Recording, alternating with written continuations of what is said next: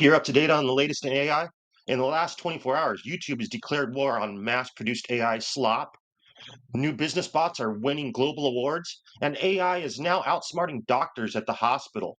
Want the real AI news? Well, you know what to do. Be sure to subscribe to Useful AI Hacks and tap that notification bell so you'll get all the useful AI hacks that matter. Let's jump right into it.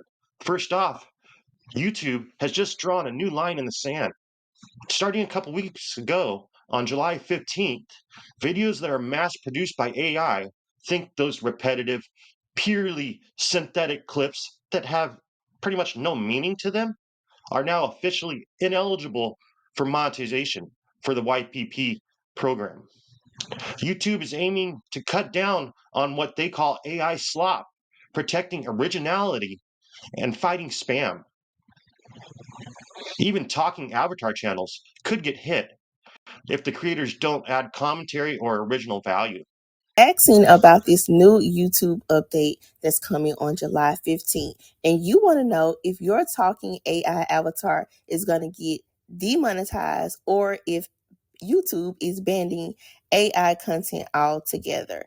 So let me go ahead and give you my real thoughts on it, especially if you're using a talking AI avatar like I do, or if you're making faceless content with AI tools. So I'm going to break down what YouTube actually said, what kind of content is at risk, and I'm also going to give you 3 things that you can do to protect your channel.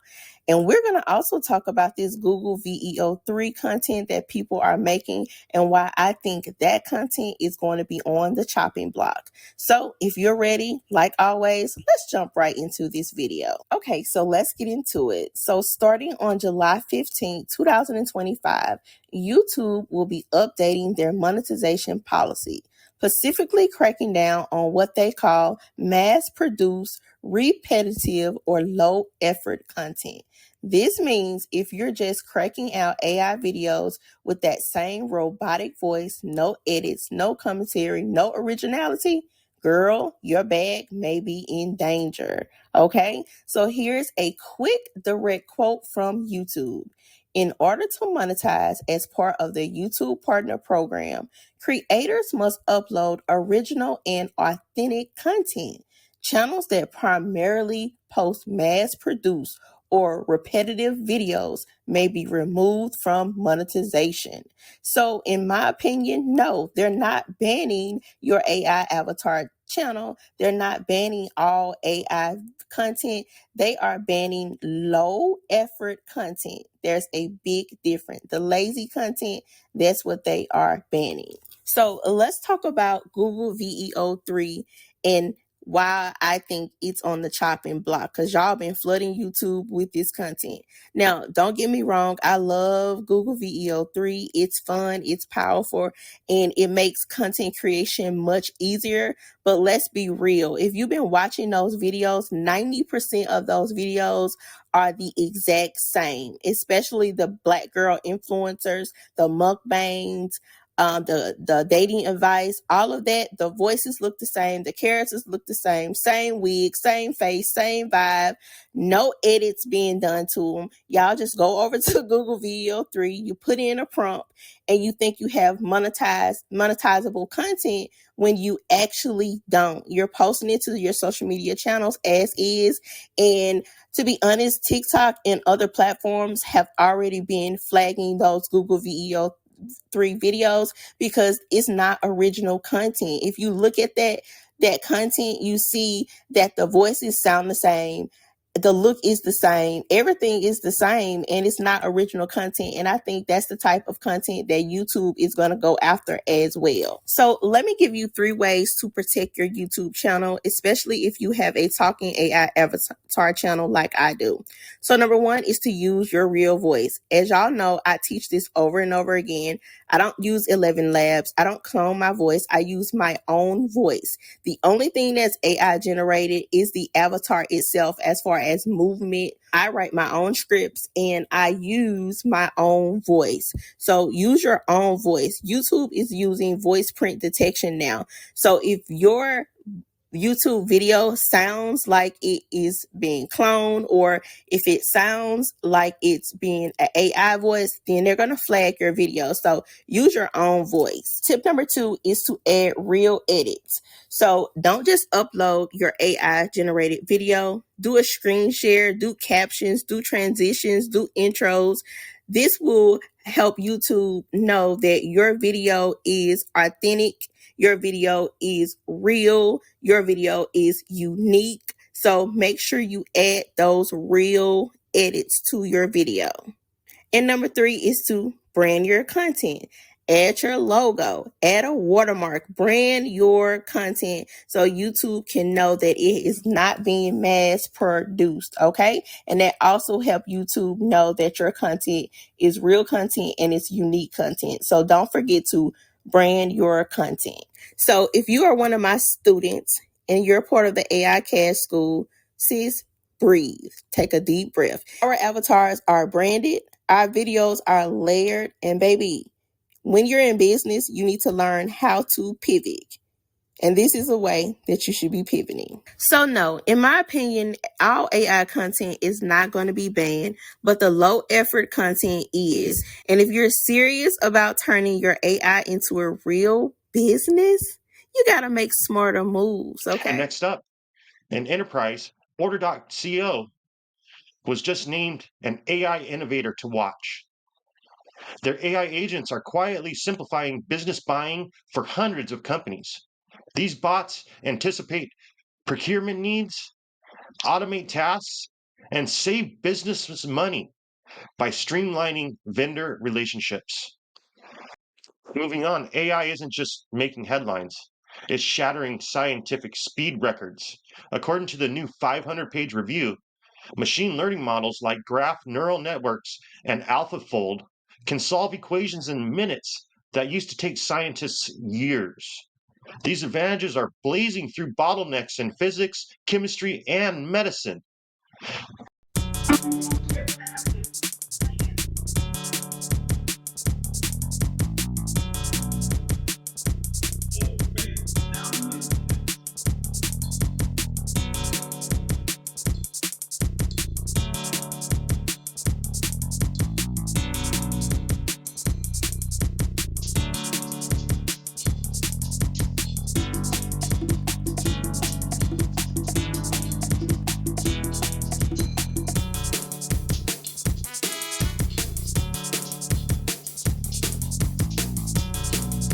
时间上一定是 AI 做的，准确性上实际上差不多。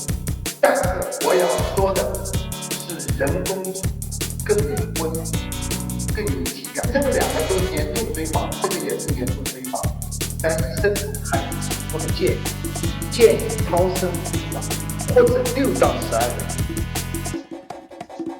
它的准确率大概在85%，我们希望是能够达到95%。那么这样的话，我是有信心的。未来的放射科医生的工作是什么？效率提高了一倍。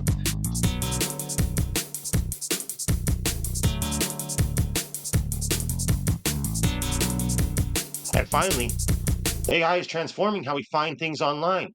The generative AI powers new Google search features, organizing results, summarizing answers, and making multimodal searches possible. Marketers and website owners are overhauling sites for these AI-powered searches to stay visible. Let's go through the latest news in SEO and AI search of the last week. A lot has happened, a lot has been released, and to go through it with me, I have the amazing Cindy Crum, who's the CEO of Mobile Moxie. Hello, Cindy, how are you? I'm good. Thanks for having me. Thank you very, very much for coming. It's a delight to always talk to you and have your insights. And before starting, I want to thank SimilarWeb, who's today's episode sponsor. Our first news of the week, and I think that potentially the most impactful, meaningful, if it's actually released in public, is the new experiment test from Google that they have called Web Guide. This is a new experimental AI to organize the SERPs. This is something that they had already announced at Google I/O that they will be eventually testing and also eventually releasing. From what I have seen and I have been testing it, they have pretty much released it for any type of query, providing as hybrid experience of AI mode with traditional search results. I was actually comparing what is the overlap for a lot of informational queries.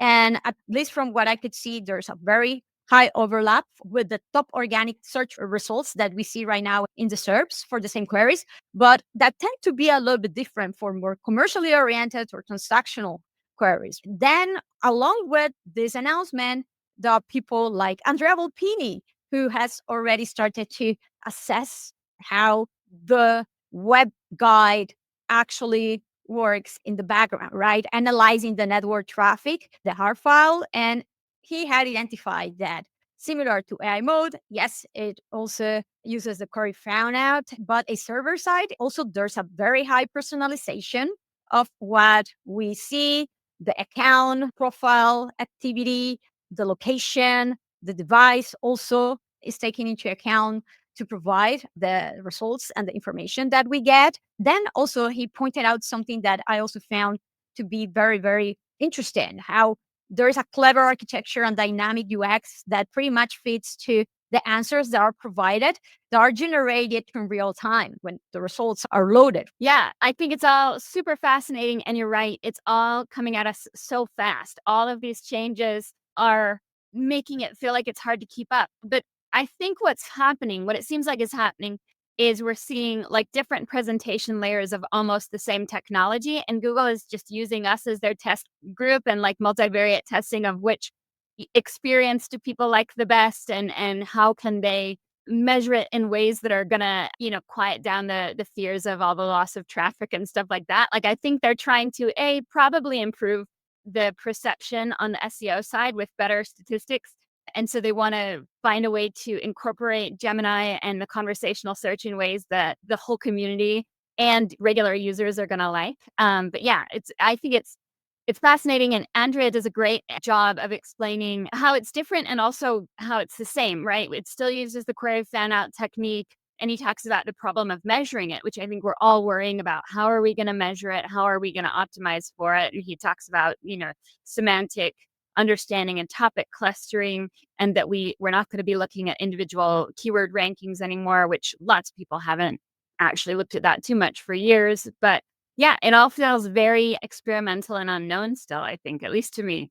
If this becomes the main experience of Google, I mean, that changes completely the principles that we use and the methodology that we use to measure that, right? And I don't think Google's going to go backwards. Do you? I don't think so. But what actually concerns me is the lack of transparency from all of this activity, all of this engagement. They need to keep up. They need to compete with ChatGPT while making it so in trying to blend in the current interface to keep showing ads, to keep performing as they perform as an advertisement platform. But we need data. We need to understand what is going on. And they seem to not necessarily care about that much. No AIO filters in the Google Search Console, no information at all about AI mode engagement or behavior. Well, I've been thinking about AI mode and Gemini and some of this stuff as kind of like a whole new Google. And even though it's using a lot of Google's, old search technology, if you think back to the very early days of SEO, Google started without Search Console, without Google Analytics, and without having to be as transparent. And then they were, when they realized that people were really embracing it, then they started being more transparent because they wanted to help people buy in and help people find out that they could make money, so they should do a better job and stuff like that. But I am also very worried about the transparency, because in the years since Google started, when they started without Search Console and Google Analytics, people have built their entire business and lifestyle around being able to rank in Google or being able to rank in search engines or things like that. And so I don't think they're going to be able to get away with that for very long. But I do think that there's incentives on Google's side to not share as much as they did when they first started engaging with SEOs in the early days of SEO. Like, we got a lot of really great tips and tricks because Google was new and they were, trying to make the internet a better place. And I'm not sure if that's the same vibe that we're dealing with now. And I also think something that Google is really struggling with is I think there's been an erosion of the separation of church and state, at least with the AI models, right? Like, why would you model something once for paid and once for organic when you could use the same model both places? So things like journey modeling and probably sharing data. And that's going to be hard for Google to talk about in the midst of all of the antitrust and anti-competitive lawsuits. Indeed. Speaking of Google releases and integrating everything in a single experience, what actually was released to the public is this Trion style with AI feature that they had been testing for a while, focus on the shopping vertical, one of the most easy to monetize and profitable vertical as well. The Try-ons feature allows you to take a photo of you, upload it, and check how whatever you want to buy, any shirts, any pants, any shorts, whatever looks on you. And Google has been building all of their shopping graph, adding the product bags that pretty much look like a POP, like a product listing page. And now this is like they are adding all of these sort of features that you will tend to expect from an e-commerce, a proper retail website. And this only allows them to engage the user more and more and keep their journey within Google rather than referring them to their e-commerce website right away and referring the potential customer at the very end of the journey. This feels more and more like, yeah, they want to be real competitor from Amazon. They are not hiding that out at this point in any case. And what it's interesting is that they are not even waiting to release AI mode or further integration for shopping with an LLM experience, but releasing this right away. I think Google has two main goals here. And this relates exactly to what we were just talking about with the lack of break between church and state in terms of paid and organic. Because I think if you think about like, why would Google do this? Why would they invest so heavily in this? Why have they been trying to do it for years? They want to fight back against Amazon, like you said, but how can they do that? Well, if I've uploaded my picture and put in all my sizes and my preferences and my price points so that Google can start to show me stuff that it knows I'll like because I've already put that information in.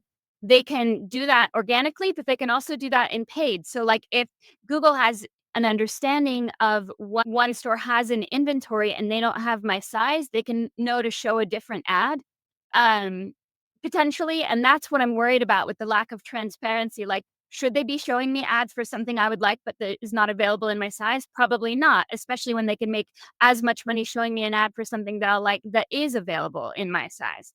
And that's going to help them make more money and do better on the advertising side, providing an advertising platform that actually results in conversion. And maybe they'll do that on the organic side too. I think that's probably part of the plan, right? Like if they have access or know what's in inventory or what's not, or can see that through Merchant Center or whatever, they probably want to do that in organic too, but they really want to do it in paid first. And that's kind of what I'm concerned about. So that's one thing. But then the other thing is for years, Google has been trying to undercut the affiliate marketing that they created, right? They created the world of affiliate marketing and now they don't like it as much anymore. And fashion try-ons are a huge part of affiliate marketing, but a lot of it sends the traffic straight to Amazon, right? And so like lots of people who are really into fashion will have a group of people that they follow that are roughly their size.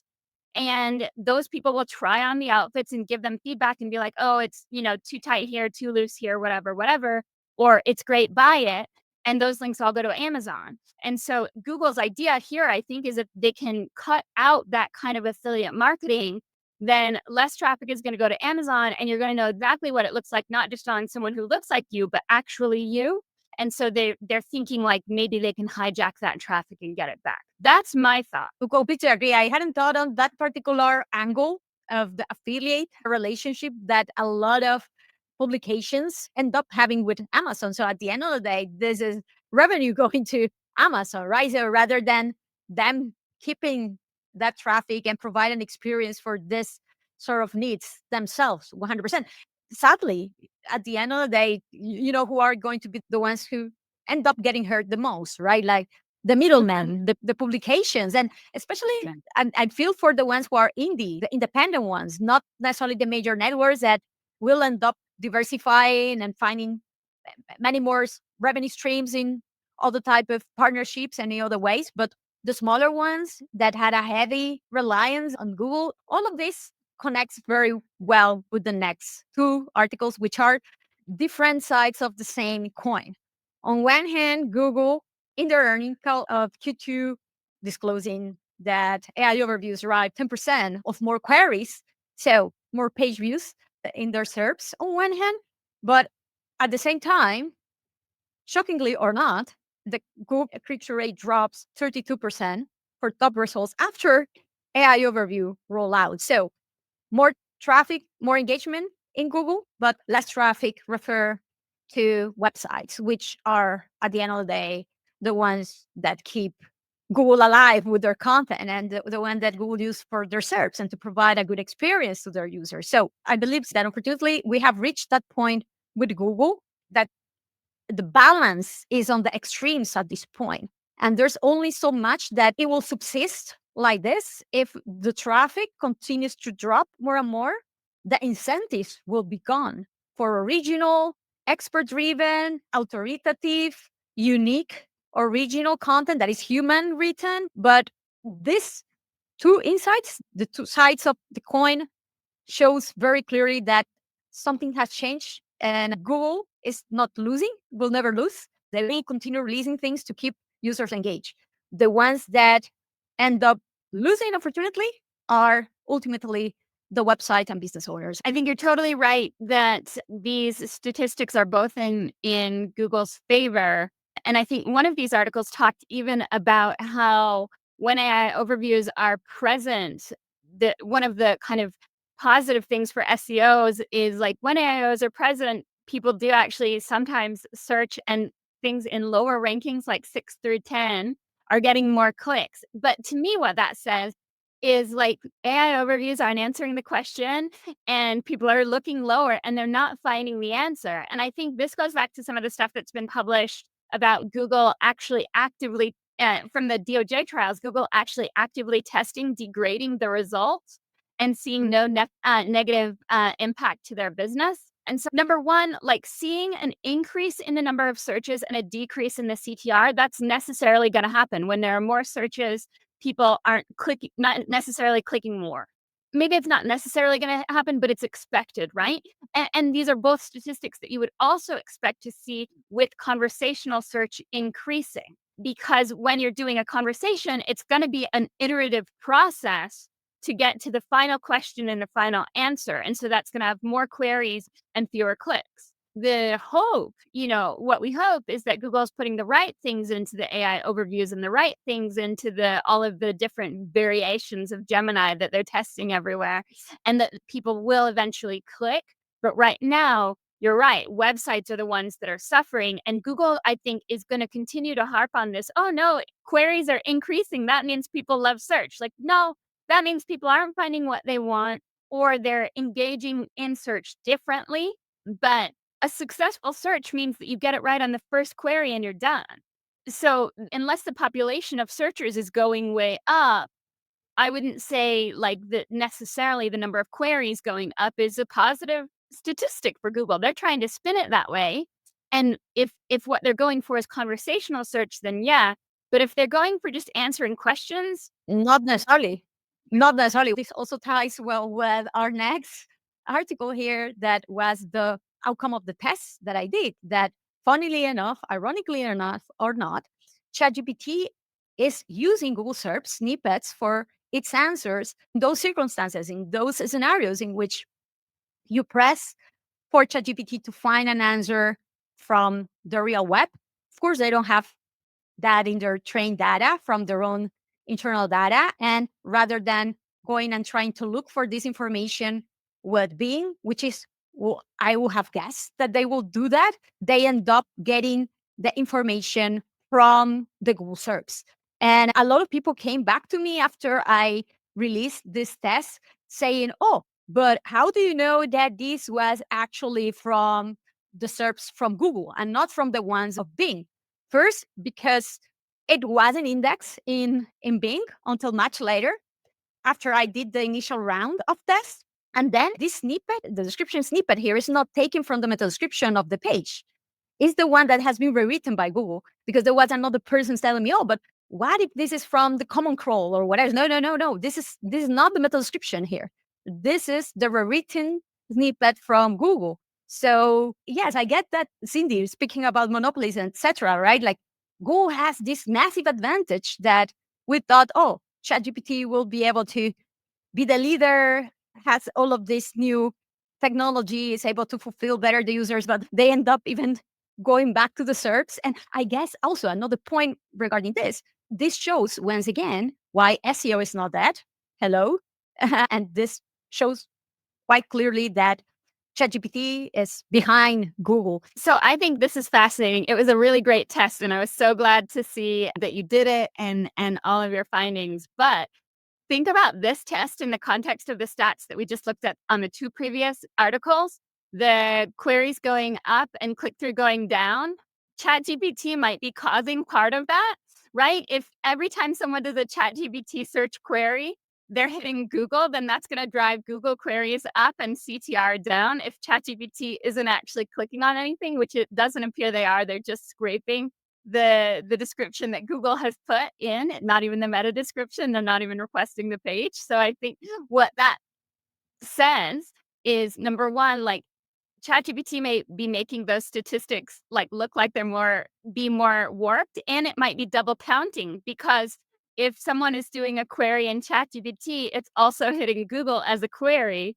And so like all of these statistics are kind of messed up if that's the case. And so, ChatGPT is doing queries to respond to users' queries, and maybe they're doing queries preemptively to collect information. We don't know. So that's all weird, right? It's messing up the data when one entity who's trying to become a competitor is using the data from the existing monopoly.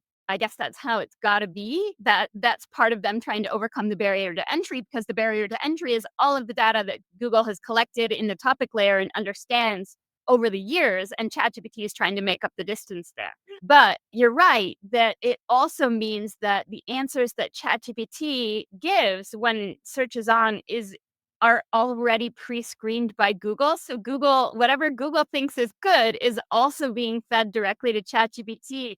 So it means that we're still not getting, the original marketplace of ideas that the internet was supposed to Be sure be. to subscribe to Useful AI Hacks and toggle that notification bell so you'll get notified when the next Useful AI Hacks video launches tomorrow.